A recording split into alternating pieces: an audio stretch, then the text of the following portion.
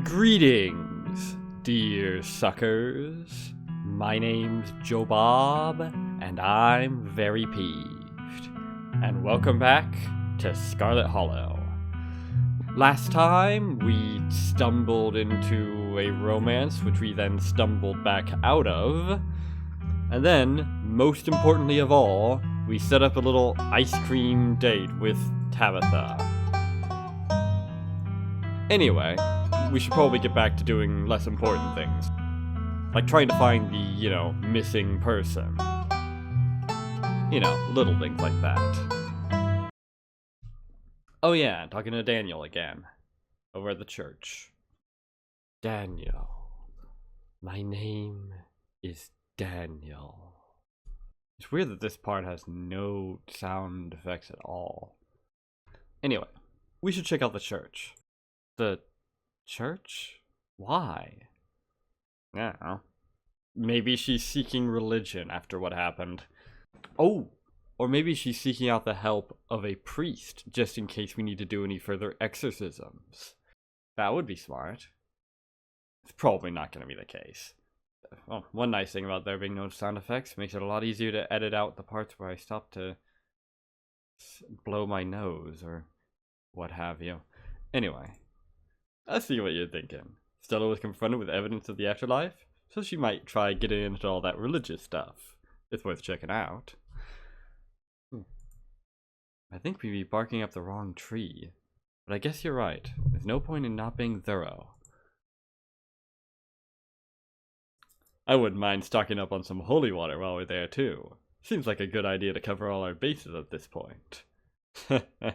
Indeed. Maybe some crucifixes as well. I don't think Baptists do the holy water thing. I'm sure Pastor Daniel would pretend to bless some water if it meant keeping us around a little longer. That's good enough for me. Let's not linger, though. I don't want him thinking we're possible converts. How do you know I'm not? Heck, how do you know I'm not already a Baptist? Well, you know Kanika. She does like to make an ass out of you and me, doesn't she? Kanika leads the way, taking you up the gradual slope towards the church. I've lived here for a few years now, and I've never actually been to the church. That's probably for a good reason. Where is that weirdo? Hey. What voice did I give to him? Hang on. My! 4 visitors at once? On a Thursday? This is unprecedented. 4, you say? I beg your pardon? But there are only 3 of us. Oh no, were we followed by a ditchling? Were we followed by Wayne? Sup, old people? Oh, even worse. Oh, it's just Zane. What are you doing here? All the glimpses of death I've had in the past 2 days have forced me into the midst of an existential crisis, my dudes. I wanted to see if faith held any answers for me. An existential crisis, my dudes. Sure thing, Zane. Alas, I have not yet found the solace I seek. Give it time, Zane. It sometimes takes a while for the Lord to work his way into your heart. Yeah, I mean, the fastest way to your heart is through your stomach.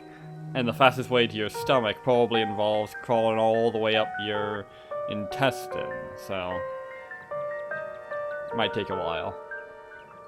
But when he does, you won't regret letting him in. Be sure to look over those pamphlets I gave you. And of course, I'm always here if you need to talk. Sure thing, Pastor D. Peace, y'all. What a weird kid. I like him. Anyway, we're looking for Stella. She wandered off last night, and no one has seen her since. We're starting to get pretty worried. We hoped maybe you or Janie had seen her? I can't speak for Janie, but I'm afraid I've seen neither hide nor hair of Stella. If you'd like to talk to my wife, she's just over by the alpacas. Alpacas, huh? So, Joe Bob, I was hoping we might be able to talk in private. Sure, what's up? This better not be the start of another fucking romance, okay? Because I'm gonna say right now, no. I guess we'll leave you to it while we check in with Janie. I'm pretty sure I know what he's going to talk to me about anyway. It's not that. See ya in a minute. Your friends head off towards Janie and the Alpacas. Sounds like the name of a weird band. Leaving you alone with the nervous pastor. I'm so glad you came. I've never met anyone else who could hear them. You have no idea how long I thought I must have some kind of insanity. Well, if you do, we both have it. So that's comforting. I even thought at one point that it must have been the Lord himself talking to me through them. But they never had anything very insightful to say, so I was disavowed of that pretty early on. Yeah, animals are not the most profound of creatures. Are you sure we're actually talking to animals? That is a very good question. Well, I mean, we're talking to animals, but are they talking to us? Because obviously, animals do not have the kind of brain power to have the kind of complex thoughts that are being communicated this way. I guess it's possible that they actually have been way more intelligent than they should be all this time. Or maybe they aren't, and it's simply being anthropomorphized by our trait.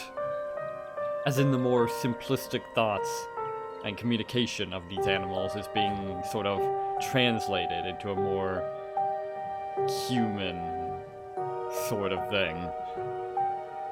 Or perhaps it's not their brain power that it's using, but ours. Oh, hi Wayne, by the way. Don't think I didn't notice you. You ain't slick.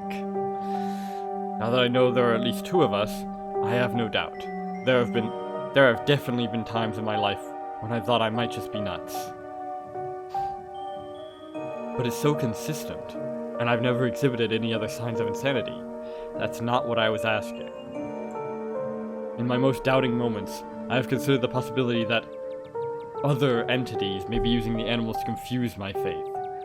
But besides a particularly vicious hamster I had growing up, the most an animal has ever tried to convince me to do is give them more food.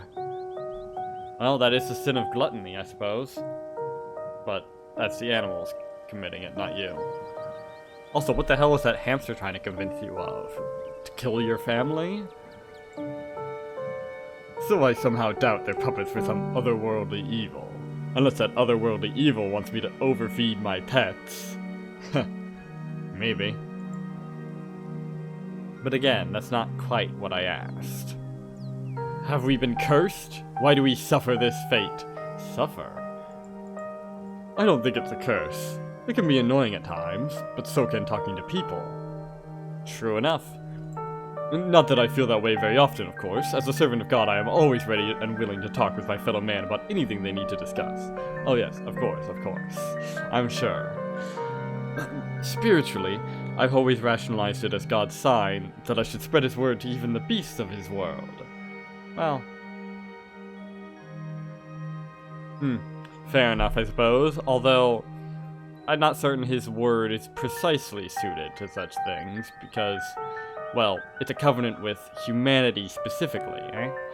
If the animals of the world do have a covenant with God, it'd probably be something very different. But that's just with regard to salvation and all that. I can't fault you for trying to ward them away from sin and all that. I've had mixed results, I'll bet. Seems the alpacas prefer Catholicism, which they know about somehow. And birds tend to be incredibly heretical. I'll bet. Well, those were some of the sentences of all time, to be sure.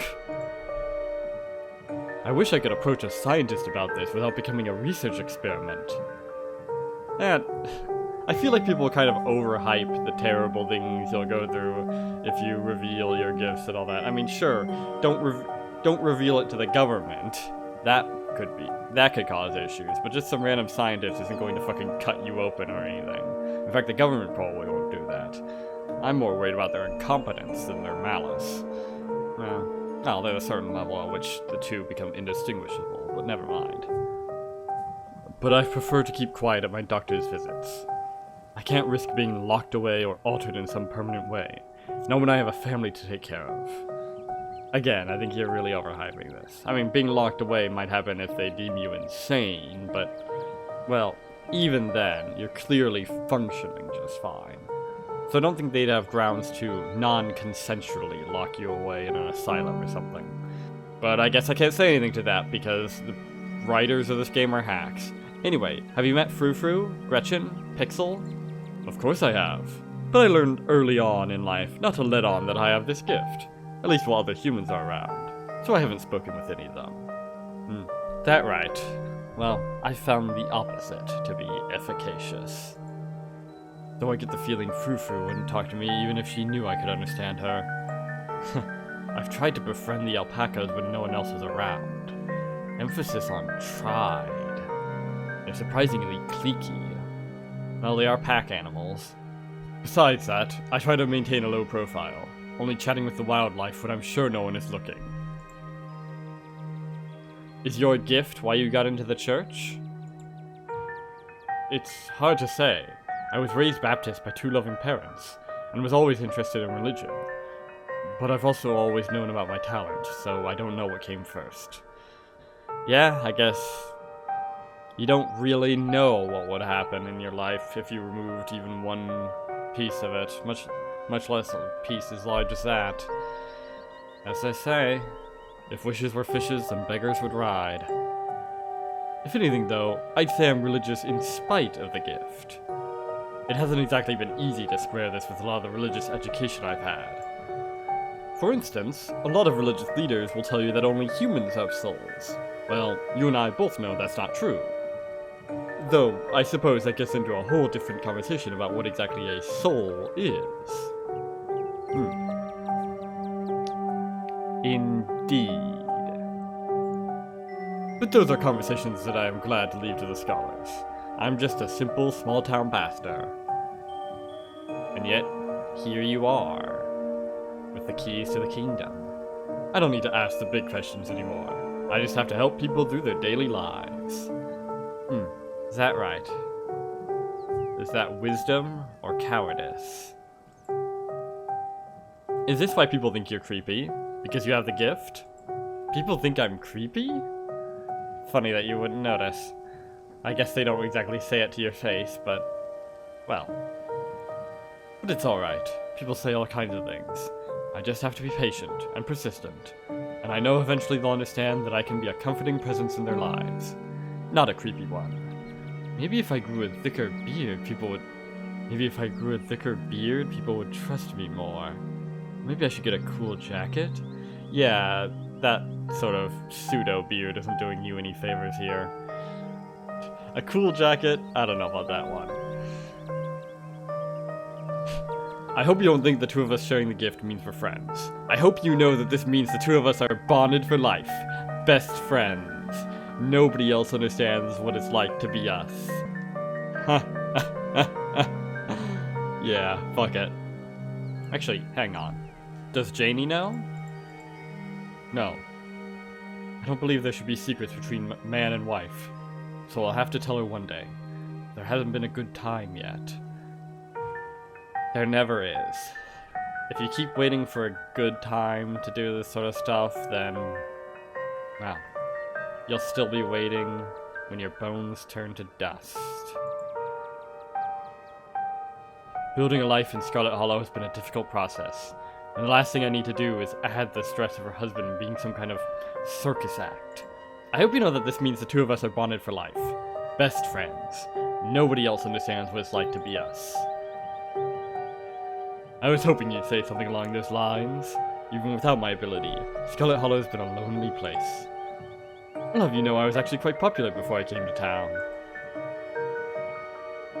but I was actually hoping to talk to you about something more than just fellowship.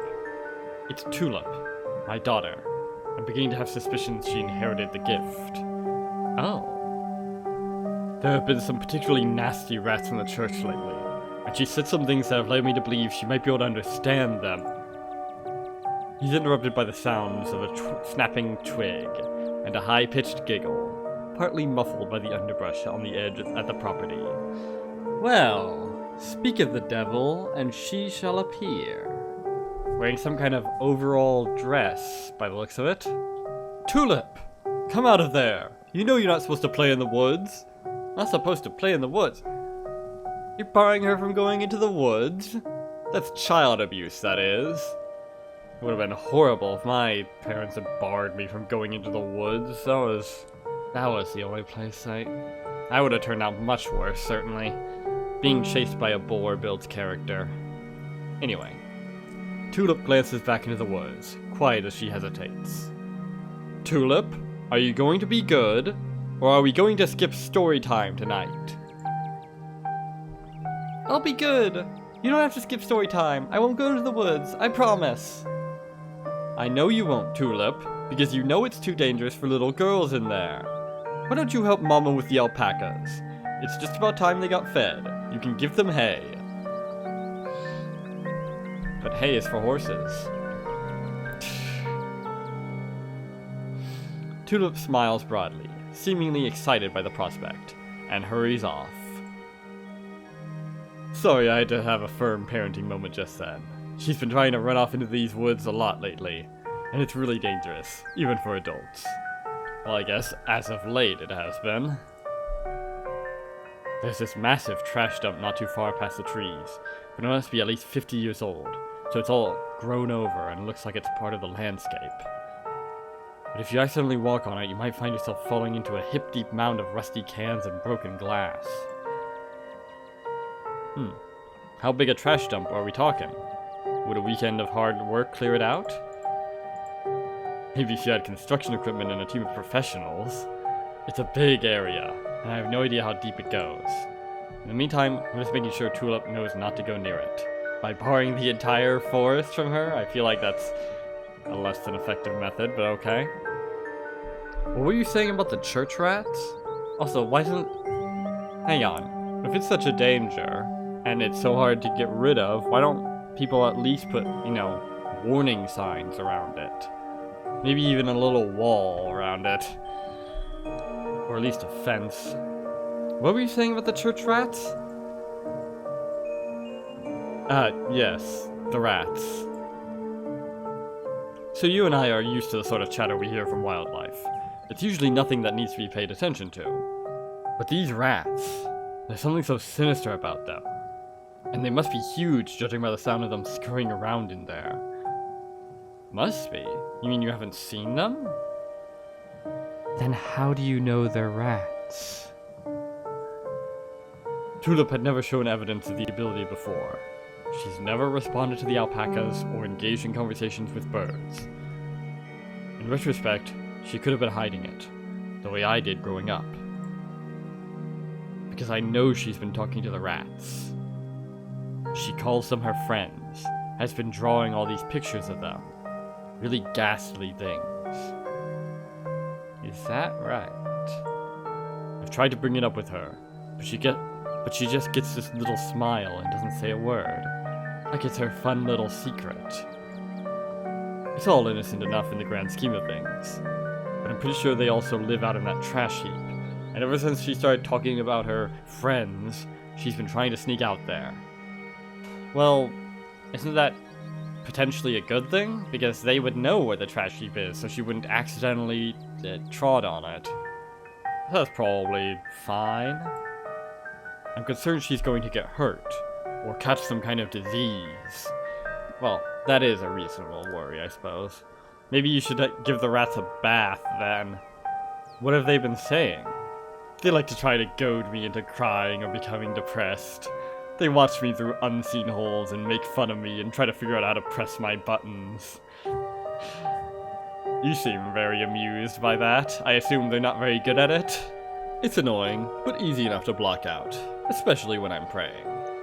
I don't think they're a good influence on Tulip, though. She's gotten quiet and secretive ever since she started talking to them. Secretive? Are you sure about that? It might be that she's gotten less secretive, and you're simply noticing it more. After all, if your theory is correct, she's been hiding this trait of hers all this time. I hate to think what they say to her when I'm not around to hear. Have you actually seen them? No, but I don't need to. I lived in a dorm that had rats once.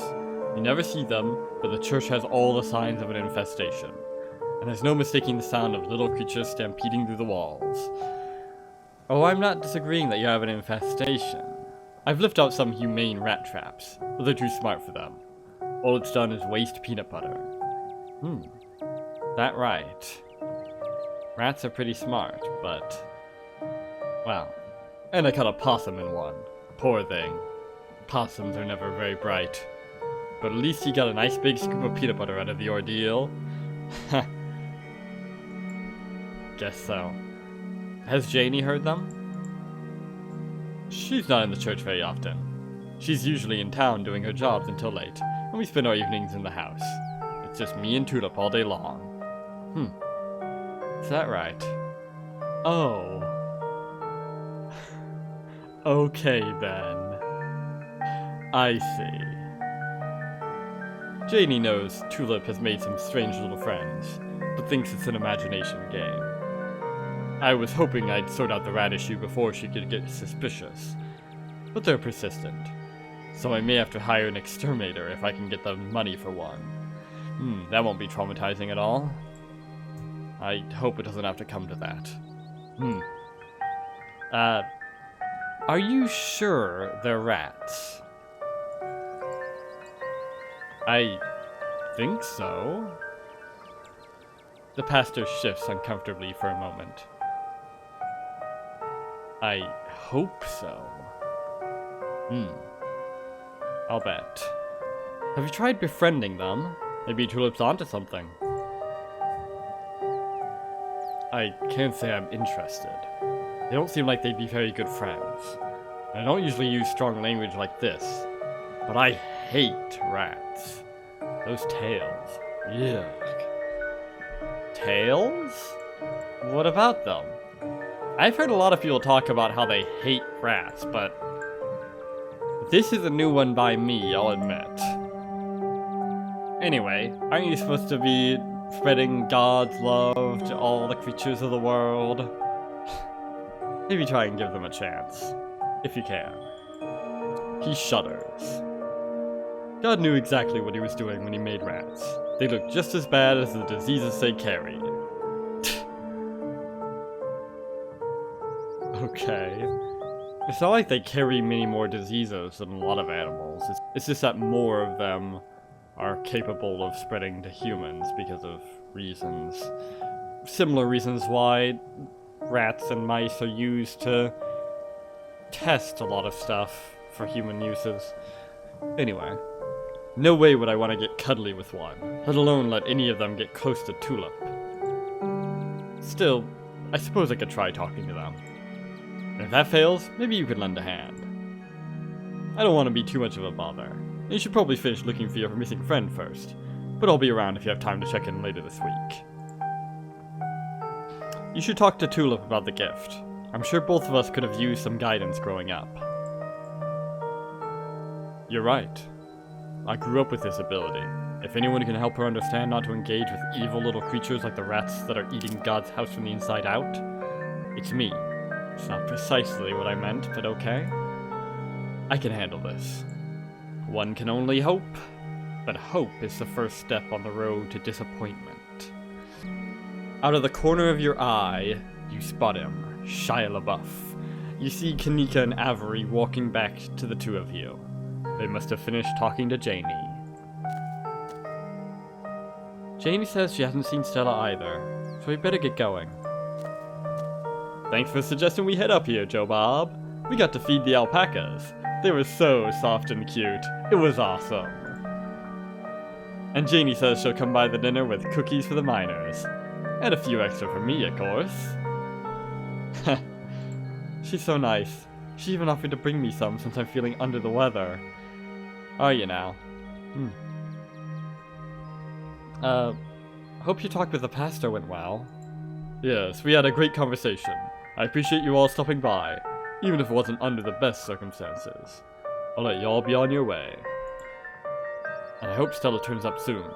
I'll put in some good prayers with the big man for her. Alright, thanks.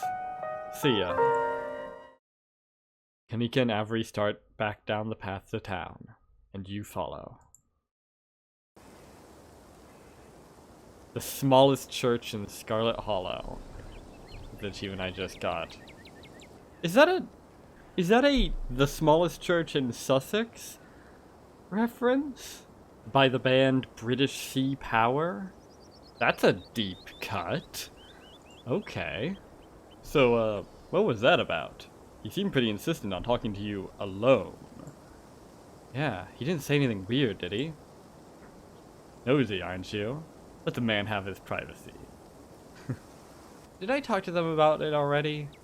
I remember talking to them about him. I don't remember if I... Hang on, let me check. Yeah, I'm pretty sure I did. He just wanted to talk about our shared gift. Wait, Pastor Daniel can also talk to animals? Oh right, you weren't in that conversation, were you? Whoa, this sounds like some sort of hotspot for weird stuff. Indeed. It's almost like it's the focus of a narrative of some kind. But that's silly. Cool weird stuff, of course, but this is starting to get pretty wild. I still can't believe that of all the people in the world you could have shared that ability with, you wound up stuck with Pastor Daniel. To rhyme with scum? Let's not get too distracted until we find Stella, though. Where to next? Nowhere, I guess. Before you can say anything, you're interrupted by Kanika's phone buzzing.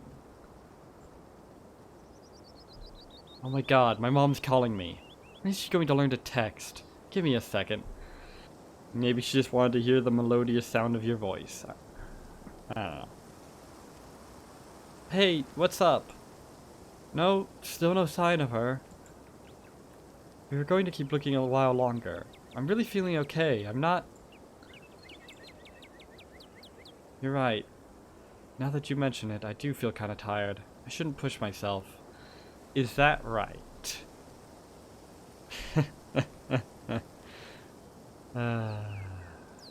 You ain't slick, Sybil. Don't think you're slick, because you ain't. You're not nearly as subtle as you think you're being. I'll come home. She has a point. I'm not feeling well right now. I've got to get back to the general store. Maybe some tea could help. Must be that rapid onset exhaustion from having to talk to Sybil. That's only half a joke, by the way. Aside from briefly mentioning it, Kanika hasn't seemed that sick at all. At least, not until right now. Indeed.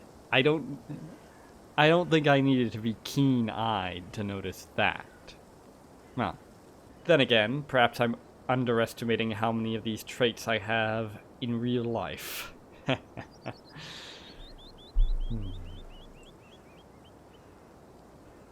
didn't realize you were that sick. Indeed. It's really crept up on me. I was doing fine until...